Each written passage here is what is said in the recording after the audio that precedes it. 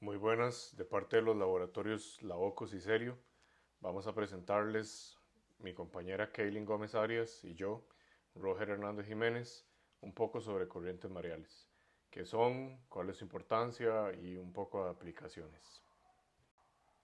Las corrientes mareales son aquellos movimientos horizontales del agua que son causados por el ascenso y el descenso de la marea. Entonces, todo aquello que veíamos de cómo se comportan las mareas en función de la interacción Tierra, Luna y Sol va a afectar el movimiento de agua no solo en cuanto a la crecida, es decir, la subida del nivel de agua y la bajada del nivel de agua, sino que también ese movimiento hacia arriba y abajo va a generar movimientos horizontales del agua. Y eso es lo que conocemos como corrientes mareales. Estas corrientes siguen un patrón cíclico que cambia dirección con los cambios de marea. Entonces, como vamos a ver más adelante, depende de la posición o el desplazamiento de la marea para ver en qué dirección se va a mover esa corriente mareal. De corrientes mareales vamos a tener dos tipos principalmente, la corriente de flujo y la corriente de reflujo. Estas corrientes de flujo y reflujo suceden cuando sube y baja la marea respectivamente. Es decir, cuando la marea está subiendo, vamos a tener una corriente de flujo que va en dirección hacia las partes terrestres y cuando la marea está bajando, vamos a tener la corriente de reflujo fuera de las partes de tierra. Es decir, la corriente de flujo es la llenante, una corriente llenante, y la corriente de reflujo la vaciante. Esto se puede observar muy bien, muy claro en zonas estuarinas, debido a factores que vamos a ver un poquito más adelante, que debido a que transportan muchas cosas consigo estas corrientes. En cuanto a la velocidad y dirección, vamos a tener que la velocidad y dirección de las corrientes mareales van a variar mucho en función de la geometría de la costa y la profundidad del agua. Además, o más allá de la profundidad del agua, también van a variar en función de la batimetría de la costa o de la batimetría en general. La batimetría entonces recordamos que era la rugosidad o las irregularidades en la profundidad del agua, la profundidad del mar. Todas esas variables van a modular, van a cambiar la velocidad y la dirección de las corrientes mareales. Además, en canales angostos pueden alcanzar varios nudos de velocidad y ya vamos a ver más adelante. En canales angostos o en zonas estuarinas o en zonas costeras puede verse la variación y las altas velocidades que pueden alcanzar estas corrientes. El cambio de dirección del ciclo mareal también va a tener es decir, van a tener cambios de dirección en función del ciclo mareal. O sea, cuando hay una marea llenante que va hacia marea alta, vamos a tener una dirección, y cuando vamos en marea baja o vaciante, vamos a tener otra dirección. La marea alta o la marea que está llenando va a tener una dirección hacia, hacia tierra, y cuando la marea es baja o va bajando, va a tener una dirección que es lejos o hacia afuera de la tierra. Otra eh, cosa que también puede afectar estas corrientes son las condiciones meteorológicas. Como ya vimos en en una clase previa, la formación de tormentas, por ejemplo, puede ocasionar corrientes también. Y en este cuadro tenemos las velocidades de las corrientes de marea en función o en comparación con otros tipos de corrientes, como lo son las corrientes oceánicas superficiales, corrientes de resaca y la circulación termalina. Las corrientes de marea tienen un rango muy amplio, pueden llegar hasta 20 kilómetros por hora en zonas estuarinas o en canales muy estrechos, pero pueden ser muy lentas, de menos de 1 kilómetro por hora en océanos abiertos. En comparación con, por ejemplo, las corrientes de resaca, que son de 2 a 8 kilómetros por hora, las corrientes de marea pueden ser bien altas o en océano abierto muy bajas. Y recordamos que, como decíamos en la diapositiva previa, las corrientes de marea van en función de las mareas, si suben o bajan las mareas. Y entonces recordamos de unas clases previas que hay varios tipos de eh, ciclos mareales o días mareales, en los que teníamos mareas mixtas, mareas diurnas y mareas semidiurnas. Entonces puede haber cambios de las corrientes mareales, muy varios cambios de corrientes mareales a lo largo del día. Ok, ahora les voy a hablar un poquito sobre cómo es que nosotros en el laboratorio logramos medir estas corrientes. Entonces, nosotros en el laboratorio usamos un equipo que se llama ADCP, en español sería perfilador de corrientes por efecto Doppler acústico. Entonces, con este instrumento nosotros podemos medir tanto la velocidad como la dirección de las corrientes en el agua.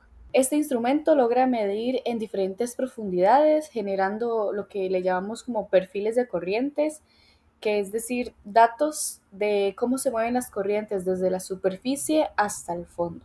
Y esto lo hace por medio de algo que se llama efecto Doppler. Este ADCP en específico que se muestran en las imágenes es de anclaje. Entonces nosotros usamos una estructura bastante pesada y que además le agregamos más peso para que la marea no logre botarlo. Lo ponemos a una profundidad determinada y este se queda ahí por varios meses midiendo las corrientes. Entonces, ¿qué es el efecto Doppler que este instrumento utiliza? Bueno, quizás es un poco más sencillo explicárselos o entenderlo viendo el ejemplo de cómo es que funcionan los murciélagos. Ellos emiten sonidos en frecuencias muy altas que quizás nuestros oídos no pueden escuchar. Esos sonidos van a rebotar con lo que se encuentra en su alrededor, como insectos, una pared, un árbol, y entonces van a regresar como un eco. La clave está en que si el objeto está en movimiento, ese eco regresa con la frecuencia ligeramente distorsionada. Cuando el objeto se acerca, el sonido se va a escuchar mucho más agudo y cuando se aleja, ese sonido se va a escuchar más grave. Así el murciélago va a lograr saber dónde está el insecto y también va a saber si se está acercando o alejando. Entonces, el ADCP hace algo muy parecido, pero bajo el agua. El instrumento va a emitir ondas acústicas y esas ondas rebotan en las partículas que están en suspensión en el agua y que están viajando con la corriente. Cuando las partículas se mueven hacia el sensor, la frecuencia del eco sube y cuando se aleja, pues baja. Entonces, el instrumento va a traducir esos cambios de frecuencia en valores de velocidad y de dirección de las corrientes, y esto lo va a hacer a diferentes capas de la columna de agua. De esta manera no solo se obtiene un valor puntual, sino que obtenemos un perfil completo de cómo se están moviendo las corrientes desde la superficie hasta el fondo en ese momento. Ahora les voy a hablar de otro tipo de ADCP que también utilizamos en el laboratorio. Este es M9. Este instrumento es diferente al de anclaje porque no se fija en un punto, sino que se utiliza normalmente pues montado en una plataforma flotante como el buggy que se ve en este video o en una embarcación. Y esto lo que permite es medir corrientes mientras nos desplazamos horizontalmente por el agua. Este buggy solo se puede utilizar cuando estamos en un sitio con aguas calmadas, porque si no se puede volcar y se puede mojar unas partes del instrumento que no están adaptadas para estar sumergidas. El M9 se llama así porque cuenta con 9 haces acústicos por donde va a estar tirando las ondas acústicas y gracias a esto puede hacer un perfil muy detallado de la columna de agua, midiendo no solo la velocidad y la dirección de las corrientes, sino que también puede ir haciendo como una batimetría del fondo marino y pues también va a estar funcionando con el efecto Doppler. Y esta es la otra forma de utilizarlo, que es colocándolo en una embarcación y nosotros utilizamos una estructura donde le colocamos una barra de acero y en esta barra de acero es donde va el M9. Y esta, por ejemplo, es una campaña que se realizó en el Golfo de Nicoya y como pueden ver en comparación con el video anterior, las aguas se están moviendo mucho más, por lo que puede ser peligroso de que se volcara el buggy y se mojara el instrumento. Ahora les voy a hablar muy brevemente de cómo es una gira utilizando este instrumento. Por ejemplo, el año pasado, en octubre, se realizó una gira en el Golfo de Nicoya, donde queríamos medir las corrientes de todo el ciclo mareal. Para poder medir todo un ciclo mareal en el Golfo de Nicoya, pues debemos tomar mediciones por aproximadamente 13 horas seguidas, ya que es una marea semidiurna. Es decir, que vamos a tener dos pleamares y dos bajamares en un mismo día. Lo que esto significa es que cada ciclo de bajamar y pleamar se va a repetir como aproximadamente cada 12 horas. Entonces, en esta ocasión se logró realizar 11 transectos durante toda la campaña y lo que ven en la figura a la derecha son todos esos transectos que se realizaron. Entonces, bueno, se supone que deberían ser los más rectos posibles, por lo que al momento de procesar los datos se hace un tipo de interpolación para crear una línea más recta que represente todos los recorridos. Y esta campaña se realizó entre la isla Venado y la isla Bejuco. Entonces, este gráfico nos muestra ya la componente residual de la velocidad de la corriente a lo largo de la horizontal, que sería el eje X, y en la profundidad, que sería el eje Y. Entonces, tenemos acá el residual, que es porque ya se eliminó la señal de marea que va y viene en el ciclo mareal y solo nos va a quedar la corriente promedio neta que persiste después de varios ciclos. Sin embargo, cuando nosotros medimos con las corrientes, medimos las corrientes con el ADCP, se registra todo, la señal mareal más otros forzamientos. Y al hacer un análisis de marea, podemos separar la parte oscilatoria y quedarnos con el residual. Lo que vemos aquí es justamente eso, la corriente que permanece después de quitar el efecto de la marea y que en este caso refleja un patrón típico de la circulación estuarina. Entonces, los colores nos van a indicar la dirección del flujo. En este caso, el rojo, tenemos agua que va saliendo del estuario y que va hacia el mar. Y el azul nos representa agua que va entrando desde el océano hacia el interior. Aquí lo que logramos observar es un patrón típico de la circulación estuarina. En la superficie, el agua que sale suele ser más dulce y ligera, mientras que en el fondo el agua marina que va entrando va a ser más salada y densa. Este tipo de información es clave porque nos muestra cómo se puede renovar el agua dentro del estuario, cómo se pueden transportar los nutrientes, cómo pueden estar viajando larvas, cómo se pueden distribuir los sedimentos o incluso cómo se pueden mover los contaminantes. Ahora vamos a hablar sobre cómo se puede aprovechar la energía de las corrientes mareales. La idea es muy similar a cómo funcionan las plantas hidroeléctricas, es decir, el agua de un río mueve las turbinas y ese movimiento se va a transformar en electricidad. En el mar ocurre algo similar, pero en lugar de usar ríos, se aprovechan las corrientes mareales.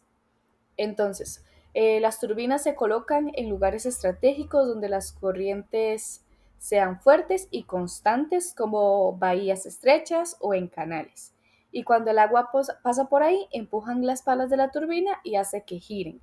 Ese movimiento se convierte en energía eléctrica. Lo interesante de este tipo de sistemas es que se trata de una fuente de energía renovable y limpia porque no dependen de combustibles fósiles y no emite gases contaminantes. Además que las corrientes marinas son predecibles, lo que facilita calcular cuánta energía se puede generar. Sin embargo, se van a tener diferentes retos. Por ejemplo, el costo de instalar este tipo de turbinas bajo el agua es muy alto y se necesita mucha tecnología para mantenerlas funcionando. También es muy importante considerar el impacto ambiental, ya que la instalación de estas estructuras podría afectar a los ecosistemas marinos si no se hace de una manera adecuada. Acá vemos un ejemplo de cómo funciona un tipo de modelo de energía mareomotriz, ya que existen diferentes. Entonces, básicamente el sistema aprovecha el movimiento natural de las corrientes de mareas y el proceso comienza cuando el agua entra y sale a través de la turbina, siguiendo pues este ciclo mareal, y este flujo de agua hace que las palas internas giren. Ese movimiento va a activar el módulo generador, que es el encargado de transformar la energía mecánica en eléctrica. Y una vez que se genere, esta es transportada a tierra firme mediante cables submarinos para poder ser utilizada como cualquier otra fuente de energía. Otra gran ventaja que tiene esta tecnología es que aprovecha un recurso predecible, como ya lo dije, porque en comparación con el viento que puede cesar en algún momento o el sol que se oculta por las noches, las mareas siguen ciclos muy regulares y esto las convierte en una fuente renovable muy confiable para producir energía limpia. A continuación vamos a ver un video que explica un poquito este tipo de energía. La energía mareomotriz se basa en la diferencia de altura entre las mareas altas y bajas, conocida como el desnivel de marea, y utiliza esta fluctuación para generar electricidad. Para aprovechar el movimiento generado por el desnivel, se utilizan dispositivos como presas o diques, llamados centrales mareomotrices, en áreas costeras donde las mareas son significativas. Estos dispositivos pueden tener una o varias compuertas que se abren y cierran para controlar el flujo del agua. Cuando la marea sube, el agua fluye hacia el área detrás de la presa, llenando una especie de embalse. Cuando la marea baja, las compuertas liberan el agua hacia el mar a través de turbinas o ruedas de agua. El flujo del agua a través de las turbinas o ruedas de agua hace girar un generador, que convierte la energía mecánica en electricidad. Ok, pero entonces para que la energía mareomotriz funcione de una manera eficiente y sostenible, no basta con instalar turbinas en el mar, sino que se necesitan varios requisitos fundamentales, como por ejemplo que las corrientes de marea sean rápidas y predecibles, ya que las turbinas solo generan electricidad si hay suficiente movimiento de agua, y por eso es importante ubicar los proyectos en lugares donde las mareas tengan gran velocidad y donde su comportamiento sea fiable, como estrechos o bahías. También que las turbinas sean resistentes a la corrosión y al oleaje, ya que el ambiente marino es muy agresivo, entonces la sal y el oleaje pueden dañar los equipos. Por eso las turbinas deben fabricarse con materiales especiales que soporten la corrosión y la fuerza del mar para garantizar su durabilidad. También se debe tener un sistema para llevar la electricidad a tierra, que la energía que se genera en el mar no sirve si no llega a donde está la gente, ¿verdad? Entonces, para eso se utilizan cables submarinos que transportan la electricidad hasta la costa, donde puede conectarse a la red eléctrica. Y por último, el diseño tiene que minimizar el impacto ambiental. Es fundamental que estas estructuras permitan el libre paso del agua y de los organismos marinos. Los diseños deben evitar bloquear completamente las corrientes y reducir al máximo los efectos negativos sobre el ecosistema.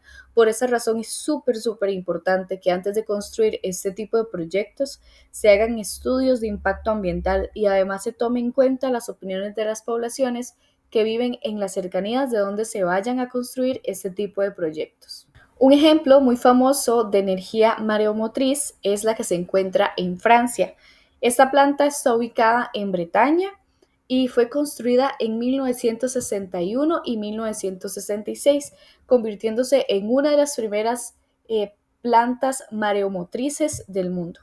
Cuenta con 24 turbinas de 10 megavatios cada una y lo que le da una capacidad total de aproximadamente 240 megavatios. Y gracias a esto logra una producción anual de 540 millones de kilovatios hora, que es suficiente para abastecer una ciudad mediana. La inversión inicial fue de 760 millones de dólares, pero ya a esta fecha está amortizada, lo que demuestra que este tipo de energía puede ser rentable a largo plazo.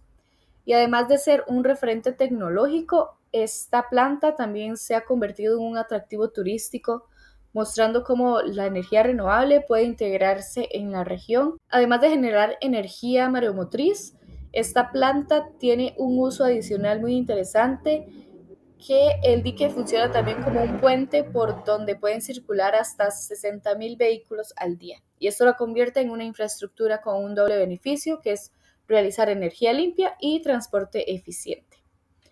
Un aspecto muy importante de esta planta es que utiliza turbinas diseñadas para trabajar en ambos ciclos de marea. ¿Qué significa esto? Que tanto en el flujo como en el reflujo va a estar generando energía. Esto es importante ya que en muchos sistemas mareomotrices tradicionales las turbinas solo producen energía en una de estas fases, por lo que se pierde la mitad del potencial energético. En cambio, Al aprovechar tanto la entrada como la salida del agua, la planta puede generar electricidad de manera más continua y eficiente. Y esto significa que la planta no va a depender únicamente de un momento del ciclo mareal, sino que prácticamente en todo el día hay producción de energía.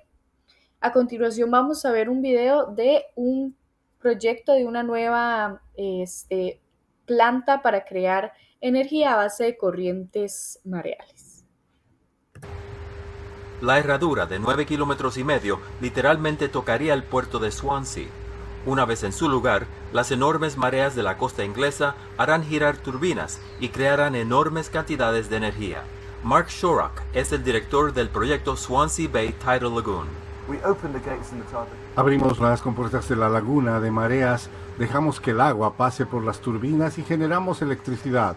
Son 5 piscinas olímpicas de electricidad cada segundo y generan suficiente electricidad para 155,000 viviendas al año. El núcleo del proyecto es un generador masivo que está equipado con más de 20 turbinas, cada una de 6 metros de alto, que giran cuando la marea entra y sale 4 veces al día. Esa es la energía con que los residentes pueden contar, a diferencia del viento y la energía solar, que pueden depender del tiempo, dicen los diseñadores. El viento es intermitente y se obtiene el sol solo durante el día. Con las mareas siempre tienes cierta electricidad en ciertas horas del día y luego eso es escalonado en turnos de 40 minutos todos los días. La herradura se creará construyendo lentamente con bolsas de arena gigantes y encima de eso una calzada de 9 kilómetros para correr, andar en bicicleta y hacer turismo, lo que sus defensores dicen durará cientos de años. El proyecto costará unos $1.600 millones y tardará 4 años en construirse. Pero bueno, como toda obra de gran infraestructura, la construcción de una planta mareomotriz va a generar impactos ambientales y sociales. Por ejemplo, durante la fase de construcción se va a producir mucha sedimentación y se va a perder la fauna, ya que el dragado y la instalación de estructuras van a alterar el fondo marino y también las áreas pelágicas, afectando a las especies que habitan en él.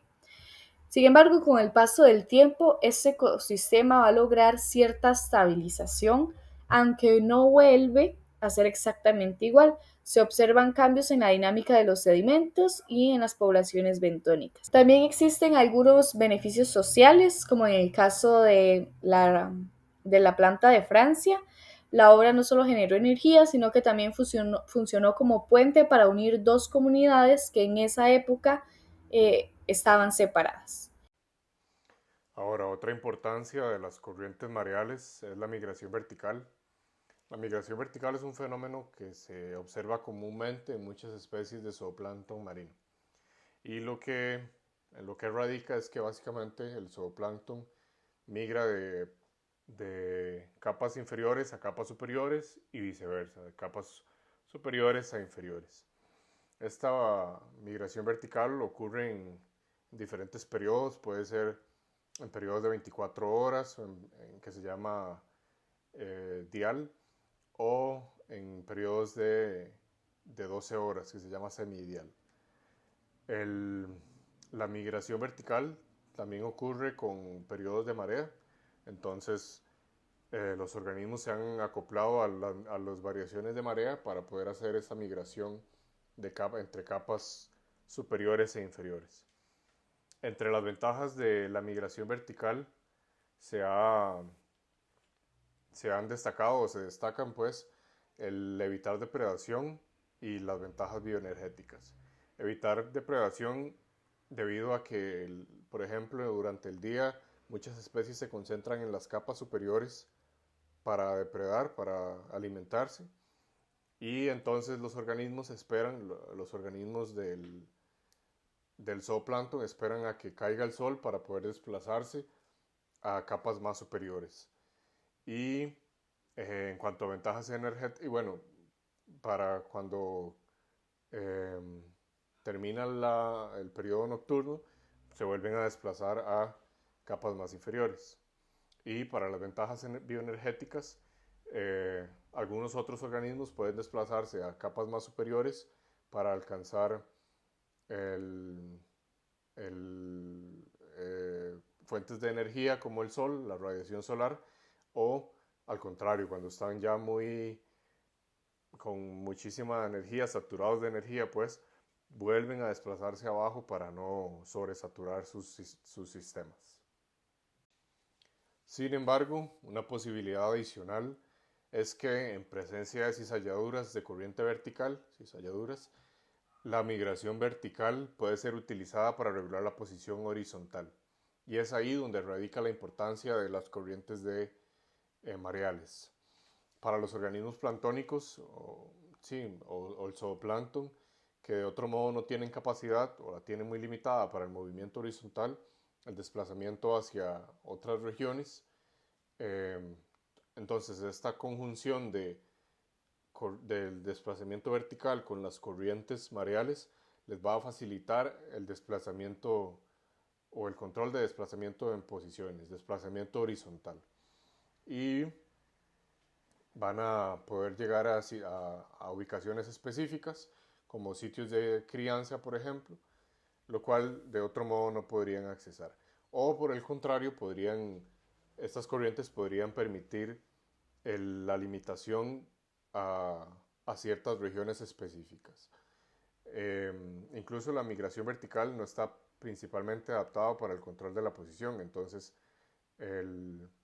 este último, o sea, la capacidad de migración de desplazamiento horizontal podría nada más ser un efecto incidental de los movimientos verticales de flujos cizallados, pero se teoriza o se hipotetiza que puede ser que los organismos mismos aprovechen los flujos. Adicionalmente, podría ser también que el transporte horizontal, debido a las corrientes mareales, esté o afecte o favorezca el transporte de larvas de diferentes organismos. Por otro lado, las corrientes mareales son de especial importancia para el transporte y generación de sedimento, debido a que son muy persistentes a lo largo del año, a diferencia de otras corrientes generadas por ejemplo, oleaje, tormentas, como ya lo hemos visto en otras ocasiones, y además las cuales pueden ser incluso estacionales. Por el contrario, las corrientes mareales no son estacionales, están a lo largo de todo el año y todo el día. Entonces, son especialmente importantes en regiones como estuarios, deltas y bahías, porque están presentes a lo largo de, 24/7 básicamente. Las corrientes de marea entonces producen una tensión contra la superficie, es decir, el fondo marino, perdón, y esta tensión va a producir fricción, por lo tanto erosión, y a su vez arrastre del sedimento. ¿Cómo funciona o cuál es el mecanismo de transporte? Bueno, como veíamos en el video al inicio, vamos a tener dos tipos de corriente.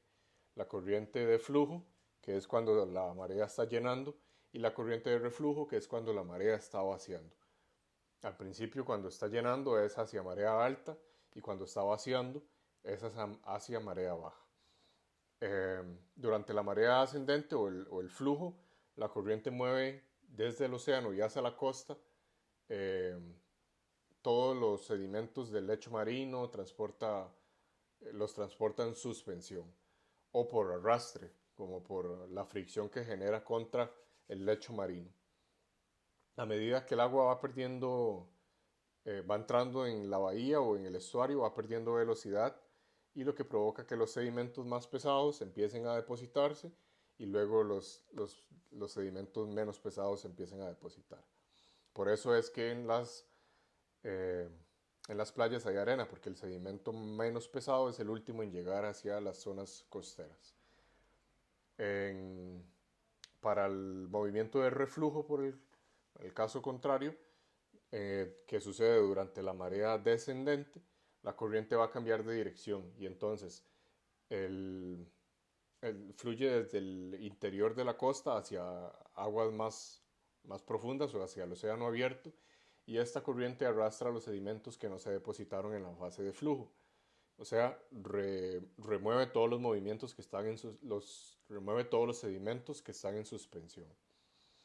Cuanto más rápido es la corriente, eh, más grandes son las partículas que puede transportar, y cuando la velocidad disminuye, las partículas, como estaba diciendo ahora, las partículas más pesadas se depositan primero, seguidos por las partículas más finas. Un aspecto crucial de las corrientes de marea es que el transporte no siempre es simétrico. De hecho, lo más usual es que sea asimétrico. A menudo el flujo y el reflujo no tienen la misma velocidad ni la misma duración, por lo tanto, la energía con la que transportan sedimento hacia una dirección o hacia otra no es la misma.